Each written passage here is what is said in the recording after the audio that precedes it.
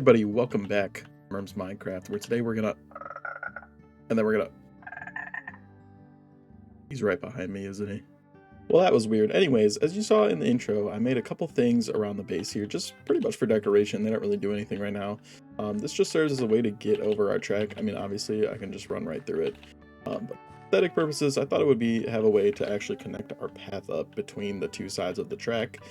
So you can see the path goes up and down over to the subway area. I mean, I did have these little launcher pad things, and they're really fun and all, but they're kind of far away from the subway, so if I was trying to go from the station to the house, then it was kind of really annoying. So I built this thing, and I think it looks pretty cool. And then up here, I also did like this barn shed kind of thing.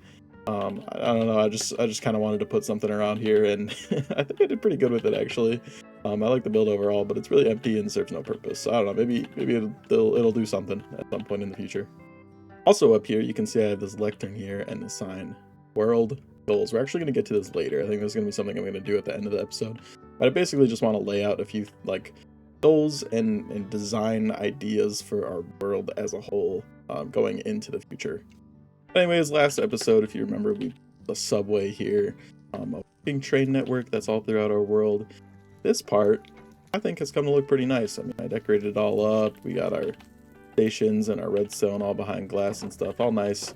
But if you go in through the portal to where our actual track is, it is looking pretty rough in here. I mean, these things are not so bad. I don't mind the signals we have, but as you can see, there is nothing underneath our tracks right now because I didn't know what to do.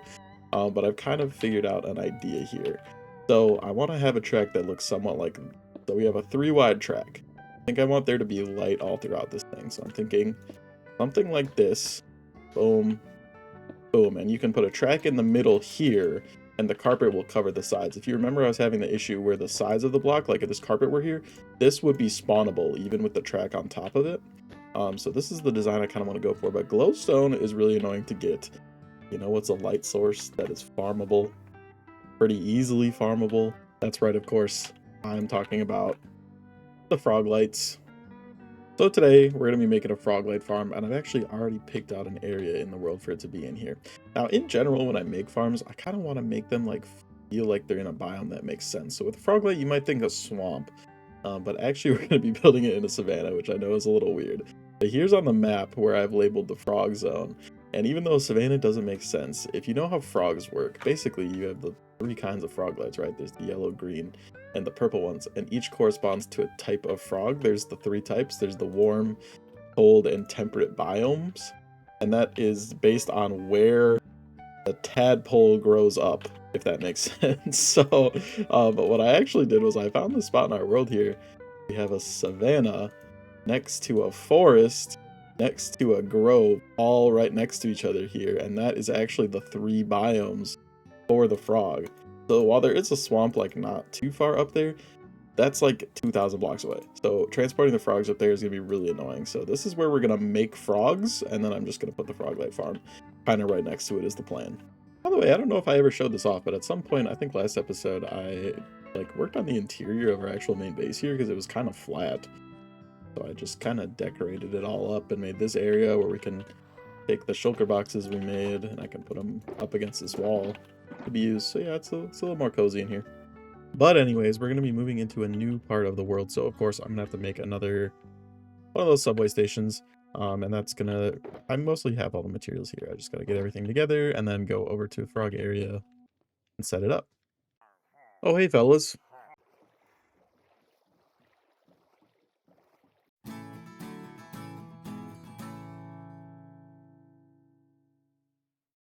My world is really overcast for some reason, but anyways, this is the build. This is it, our subway station.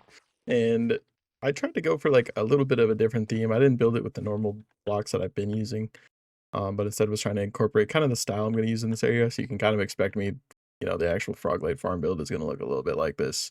But anyways, I named this place Golden Valley. That's because I thought, you know, if I'm going to try and make farms of stuff where it makes sense to, I think having like my gold production later down the line, whenever I get into all this stuff, I think having that over here in this world would actually be pretty cool. And with it being a savanna and this nice, you know, somewhat golden colored grass, I'm like Golden Valley. That's a nice name. So, so welcome to Golden Valley.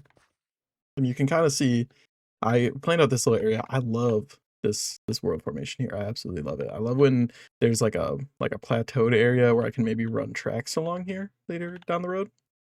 You can see I've done a little bit of planning here, and you can maybe tell what I got going on here with the green, the orange, and the white. So as I said, this area has the three biomes. So if you don't know how frogs work, you know, you gotta have the different temperatures. So this is the warm biome with the savanna, the temperate biome with the like forest, and the cold biome. I think this is called like grove. Yeah, with the grove. So we can grow all three kind of frogs right here. We just kind of gotta dig into the mountain. So I'm gonna be doing like a frog farm. So let me build up these things really quick. They're pretty cute. Check this out.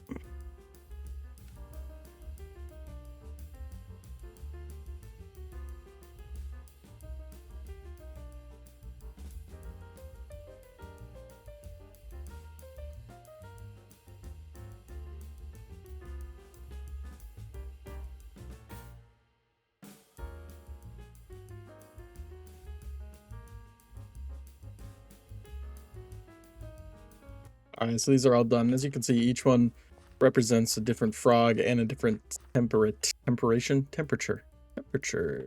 Yeah, that's the word. So this is the cold one. You know, we got our snow. My attempt at a little icicle, and then you got the nice little frog face on each of these that I tried to make. Temperate one here with some flowers. That is supposed to be some string. I don't want that sapling to grow. A little bit more work needs to be done here, and some terraforming. I did a little bit. I had to shape this mountain just a little here. Oh, nice cactus farm. And yeah, here we got the winter one. So the idea here is that with our, you know, layout, with our three biomes that we have in the back there, is that I can just go up here, hit a button, and basically have it be like a frog requester. So if I want some white frogs, I hit this button. So how are we going to accomplish that? Well, there's a couple mechanics that we're going to be using. First of all, the deployer. That's the one with the here, of course.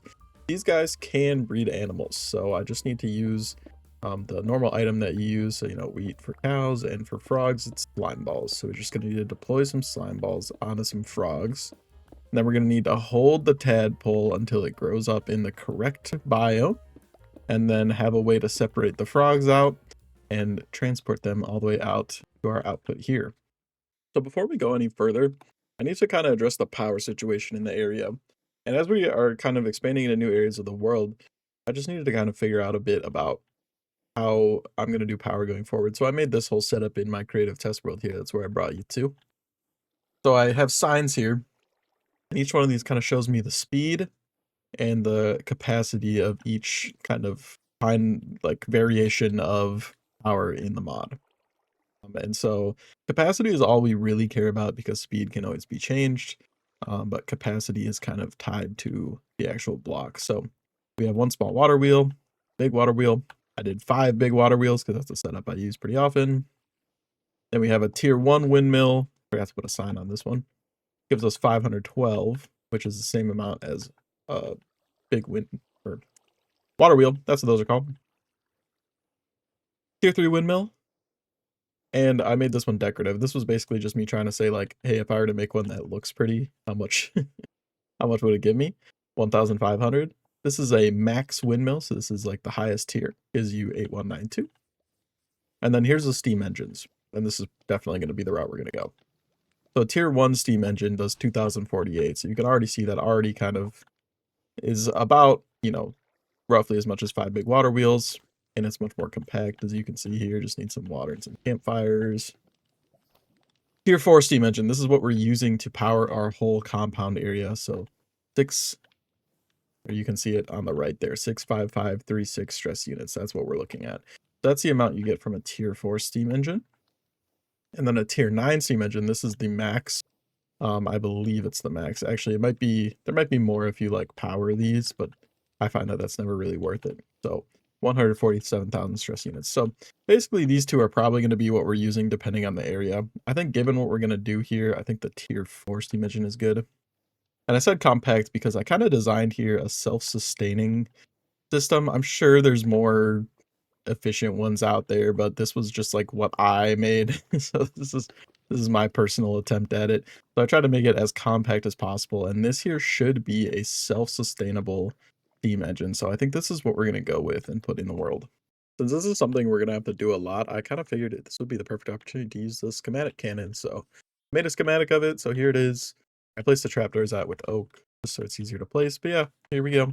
With this thing, you just supply it with some gunpowder, throw the barrel next to it, and hit go. Now it is placing and creating our steam engine.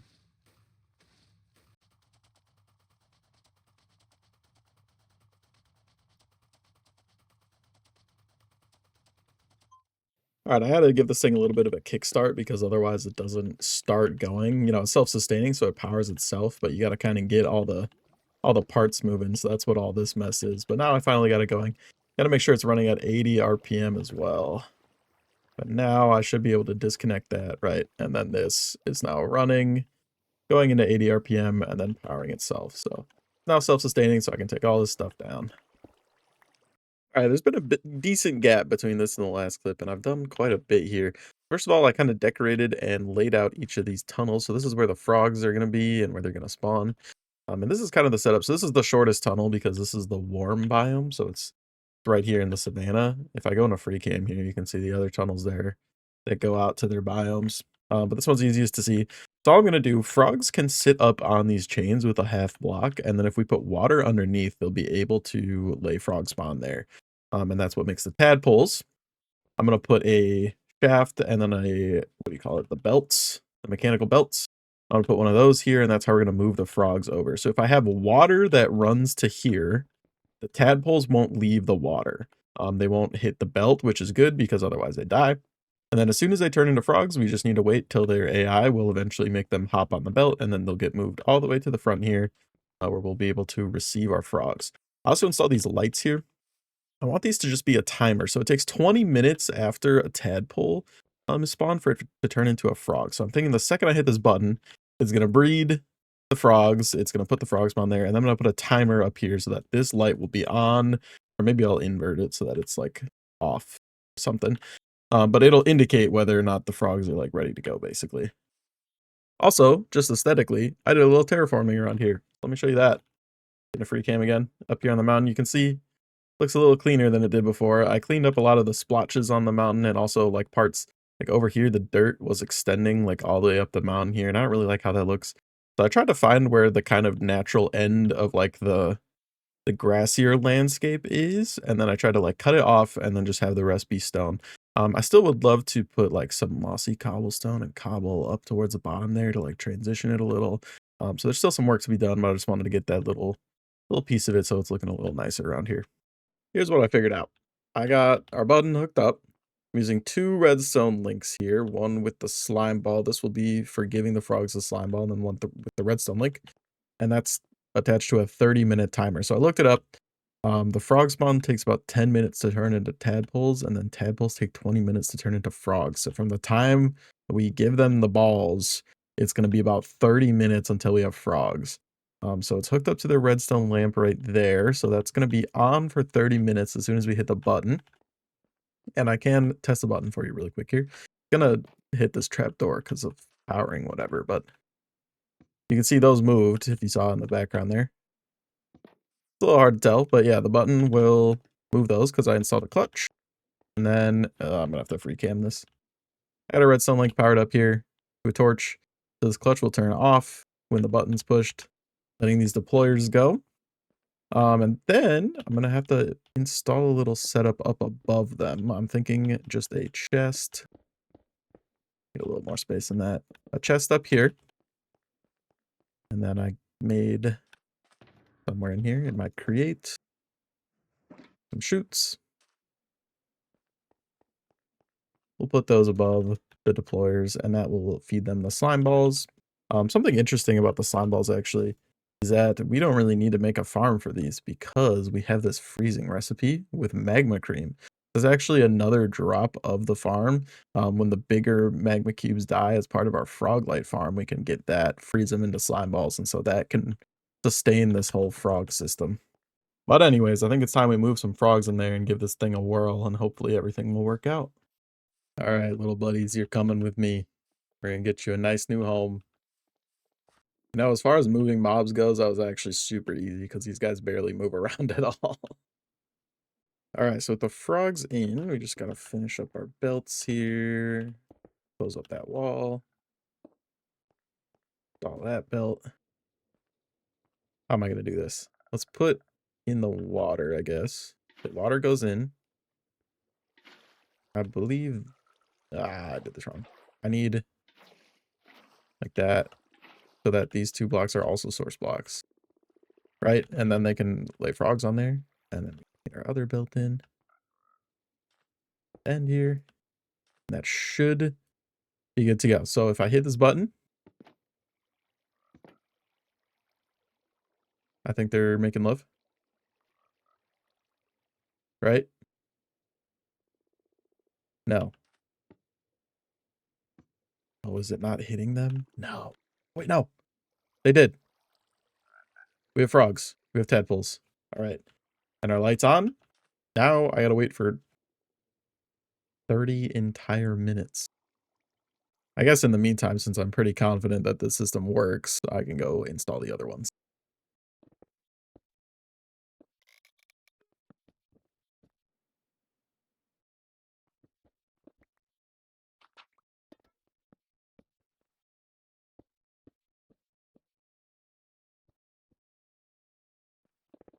Well, would you look what we got delivered here? A couple frogs fresh at the doorstep. There's one more. You can see them jumping around in the background. Yeah, I'm basically just reliant on their AI to eventually jump on the belt. So we just gotta hope he does. Did you notice something wrong, though? That's not the right kind of frog. Those are orange. You're not supposed to be orange. You're supposed to be the white frog. I realized if you look at our biome over here, Savannah Plateau, we go into free cam. Right around here, it changes to Stony Peaks. So we actually can't have this part of the frog thing here. There's not enough room. I have to move this one. That's so annoying.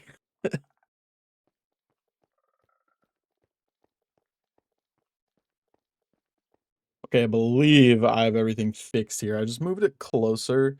And so the second water source, these ones, are in the Savannah Plateau. Well, if you go down, I don't know. It should be right. We'll see. We'll see, and we'll hope. So I will get another one of these going. I think that worked. Let's look for the frogs. Yep, they laid them. Okay, so we got some frogs in there.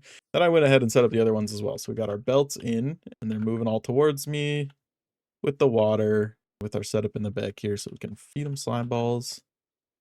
With this button, free cam on over there, make sure that they were giving the slime balls, and we got frogs going. And then lastly, let's turn on this one. Lights on. Drive down the belts. They're facing each other. Frogs are going. All right, so now I just need to wait for these frogs to age, and hopefully they'll all be of the 3 different colors. So I discovered that our system has a fatal flaw, and all these criminals over here were taking advantage of me because they could get out. So the redstone was powering this lamp, right? But what I didn't I failed to account for was that it was also gonna turn the trap door. So like it was like this, but when the redstone powered off, it did that, and all these frogs escaped. And I know there's some still out there, but these were the ones I could wrangle up. But hey, we got all 3 colors, so that's nice. Easy fix though. Just gonna, I guess, break that, break this, and we're gonna sacrifice a little bit of ugliness. Just throw it right on top. Guys, I really am bad at redstone. This has the exact same issue. How do I do this? On top of the block above here seems to work. See if it's powered, if I break it, unpowered, nothing happens. Should be good to go here. This is probably the most insane thing I've ever done in this game, because what do you mean I built a frog generator before like a wood farm? Like, what am I doing here? Anyways, I spent a lot of time this episode working on the actual like frog part, but the frog lights need to come next. So I'm going to try and go a little faster here. But next steps, we're going to need some magma cube spawners, and you can move spawners and create, and I'll show you how. I got to go find some though. All right, I was doing some nether exploring and I finally got one here. We got the magma cube spawner. I didn't know it only appears in one of the kinds of bastions, so it took me a while to find this thing. I was hoping to get 3 of them, but maybe we'll just have to settle for 1. Anyways, so cart assemblers here. These are what you use to make the contraptions, and you just put it, and anything sticking to it and glued will move. So right now with the spawner just on top, this should take the spawner. Oh, big legs back there. But that should be it. Yeah, you can see it now moves with that. Then you can use the wrench, click it, boom, and you've got your spawner ready to go. And then you just need to do this in reverse, unpower it. You can put a spawner in your world. I will also say that's not a default functionality of Create. It is a setting in somewhere in here. I think here, contraptions, and you got movable spawners. I turn these all to movable. I think you know, otherwise it's just time consuming. So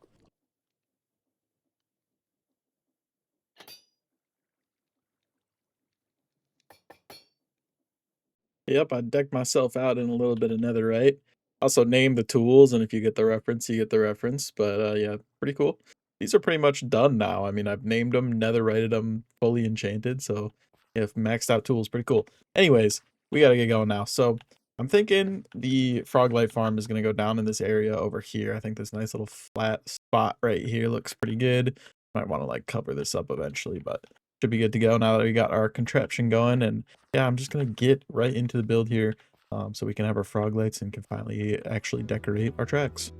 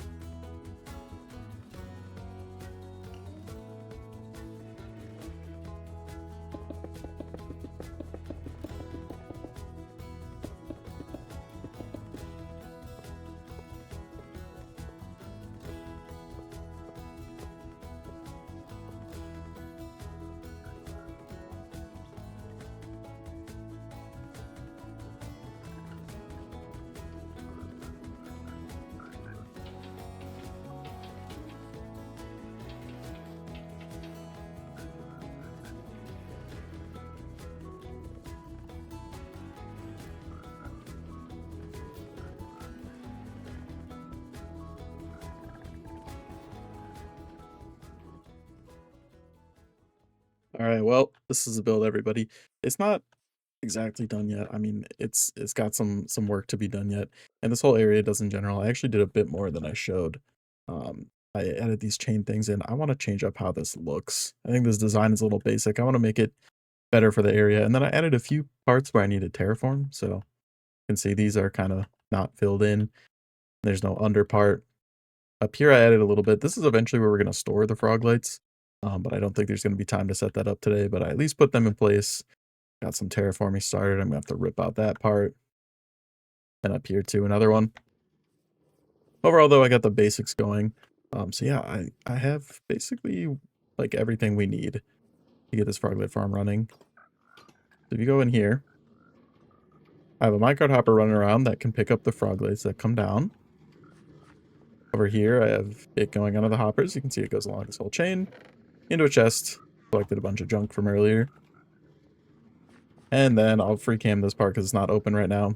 We have 5 of each frog on the floor here, and a layer of powdered snow.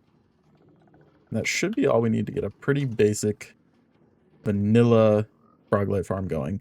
I think we're going to definitely make some changes to it later on. But I at least want to get this thing going before this episode's over. So, let me get in there. And we're going to place down this contraption. Alright, this should be the setup here. I just broke in. We got our contraption assembler and I powered it. So when I put this down, it'll just sit there. Now, the second I unpower this, the spawner is going to be active and magma cubes are going to start coming out. So I basically just need to get out of here as fast as possible. Luckily, though, I don't need to worry about getting my blocks back because the system underneath with the minecart hopper will collect them back, so I can just kind of break everything here. The minecart went in. That's kind of sad. So let's watch this thing work for a little bit here. The idea of it's pretty simple. The magma cubes need to be in their smallest form here. So having the powdered snow up one block will break down the big magma cube. Eventually here. They'll die and turn into medium, and then the medium, same thing. They are getting hit by the powdered snow right now, so in a second they should start taking some damage. You can see them freezing. And now they start eating. Yoink! Froglight. Froglights. They're coming. Frogs. They want murder. So we should be able to go down to the basement here. Look into this chest. And we're getting some froglights. So that's all I'm going to do on this setup for today. I think we're going to figure out the fine details later, which is basically just moving the froglights up over to here in our storage area and splitting them apart and separating them out. So that shouldn't be too bad. So that's going to be it for this one. I know I said I was going to get into more building, and we did a little bit today, but definitely was not what I had imagined. I did not think I was going to be spending so much time making the most like feature complete frog generator you can possibly make. So that's my bad, but that's going to be it for today. Hope to see you in the next one. I think hopefully this was a fun one. I don't know. See ya. Also, between episodes, I'm going to clean up this area. I'm going to add a building over on our power generator over there, and then hopefully do all the terraforming. So the place should be looking much prettier next time, so we can just get this place wrapped up and move on. Okay, bye-bye for real now.